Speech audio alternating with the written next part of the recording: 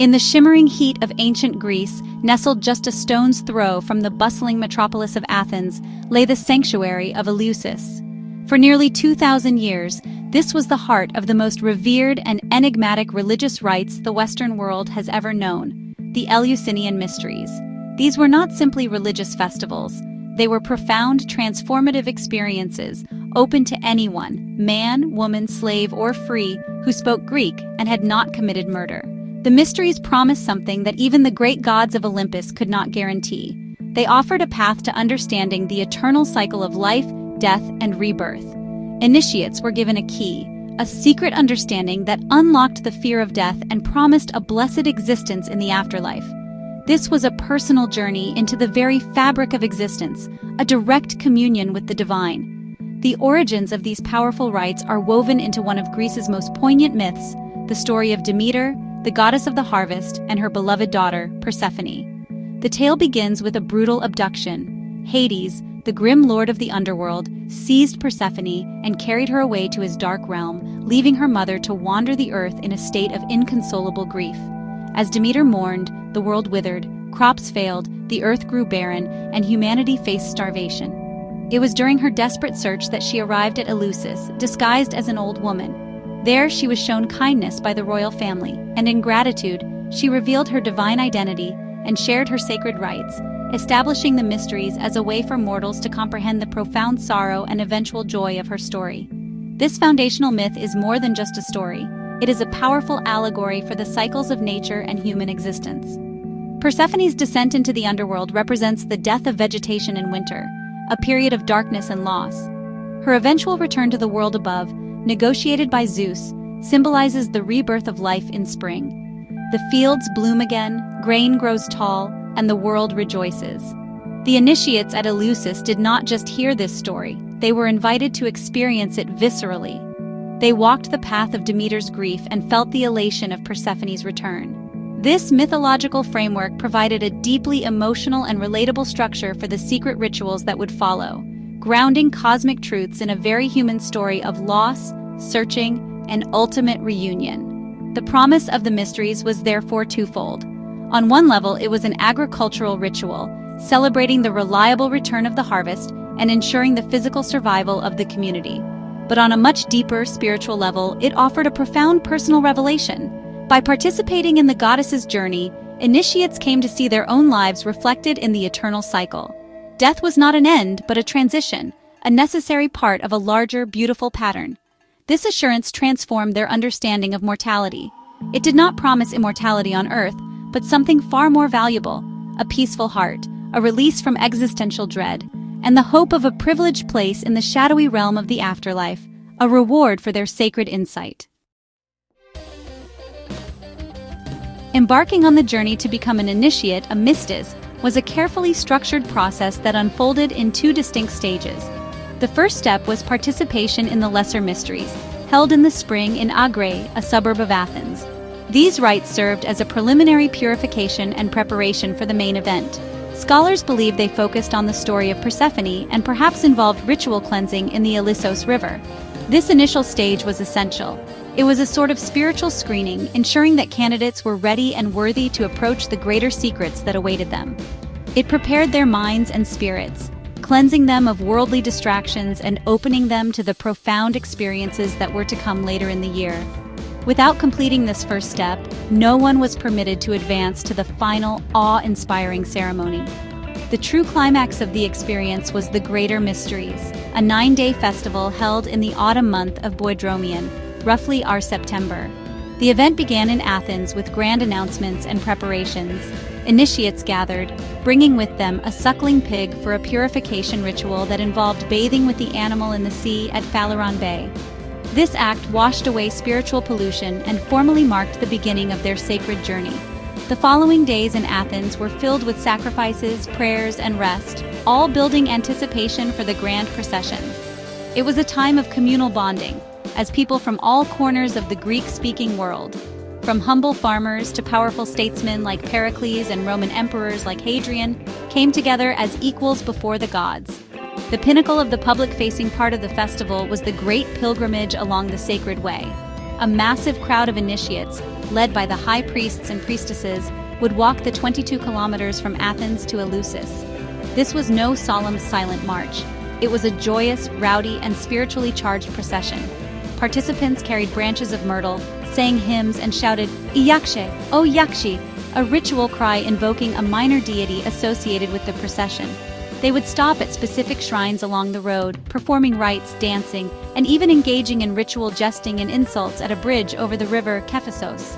This journey was a physical and metaphorical transition, moving the initiates away from the profane world of the city and toward the sacred threshold of the sanctuary.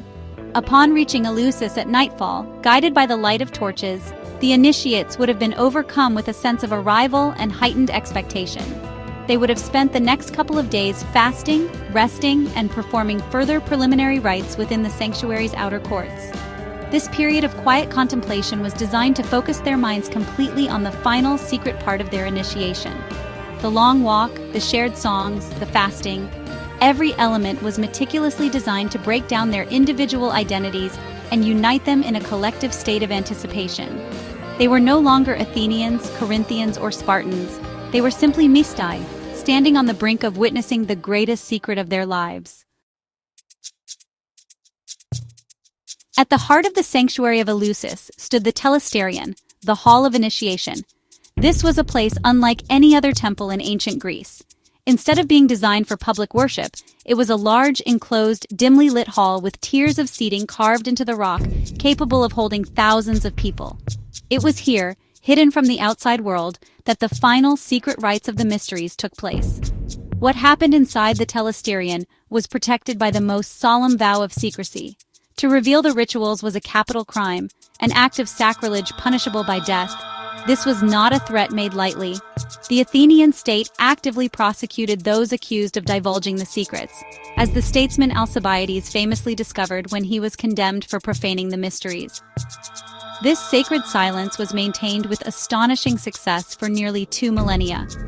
The primary reason for its endurance was the profound personal and collective reverence for the experience.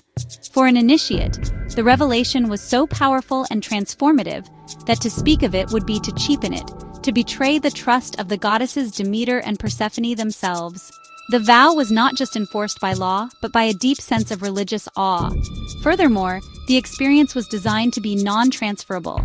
It was not about learning a set of doctrines, but about undergoing a direct personal vision. Explaining it to a non-initiate would be like trying to describe the color blue to someone who has never seen it. The truth of Eleusis had to be witnessed, not told. While the exact details of the rituals remain a mystery, ancient sources and archaeological findings allow us to piece together a plausible outline. Inside the darkened Telesterion, the initiates would have witnessed a dramatic reenactment of the Demeter and Persephone myth. This was not a simple play, but a multi-sensory experience involving light and shadow, disorienting sounds, and perhaps even the use of a psychoactive barley potion called the kykeon. The Hierophant, the high priest, would have revealed sacred objects, things shown and spoken sacred words, things said. The climax of the ceremony seems to have been a moment of overwhelming light and the display of a single ear of grain reaped in silence, a potent symbol of life, death, and rebirth. This carefully orchestrated drama was designed to induce a state of apoptia, a seeing or revelation. Having metaphorically walked through the darkness of Persephone's abduction and Demeter's grief, the initiates were suddenly flooded with light and understanding. They saw the ear of grain not just as food, but as the entire cosmic cycle encapsulated in a single object. They understood that just as the seed must be buried in the dark earth to sprout into new life, so too must the human soul pass through death to achieve a new, blessed existence. This was the ultimate gift of Eleusis. Not a set of instructions for the afterlife, but a deeply felt emotional release from the fear of it, an unshakable confidence in the benevolent order of the cosmos. The revelations at Eleusis offered initiates a profound sense of peace and a privileged status in the afterlife. Unlike the gloomy, shadowy existence that awaited most souls in the Greek underworld, the initiated were promised a future filled with light and joy. The orator Cicero, himself an initiate, wrote, "We have learned from them the beginnings of life and have gained the power not only to live happily, but also to die with a better hope."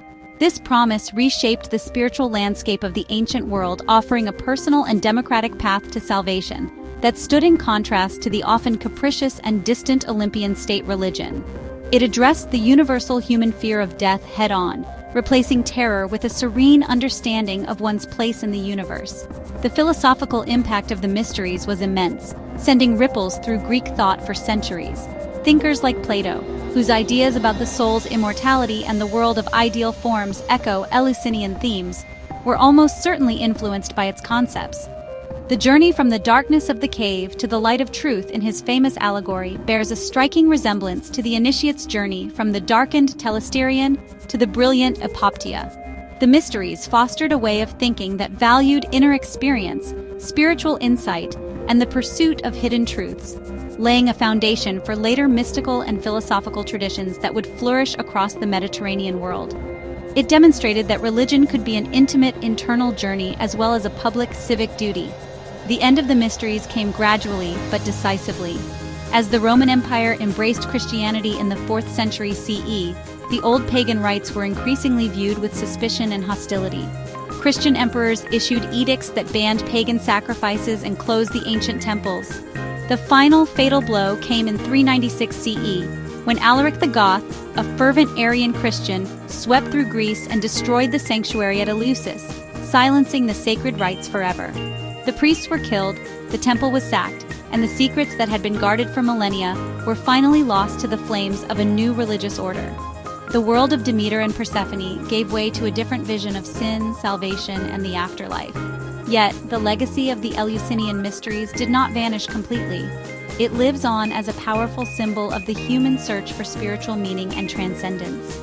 The idea of a secret knowledge that brings enlightenment, of an initiation that transforms one's perception of reality, has echoed through Western esoteric traditions, from Gnosticism to the mystery schools of the Renaissance and beyond. Today, the ruins at Eleusis stand as a quiet but potent reminder of a time when thousands of people made a pilgrimage to confront the greatest mystery of all, death, and emerged not with fear, but with a heart full of hope. They remind us that the quest for a better way to live and a better way to die is an eternal human story.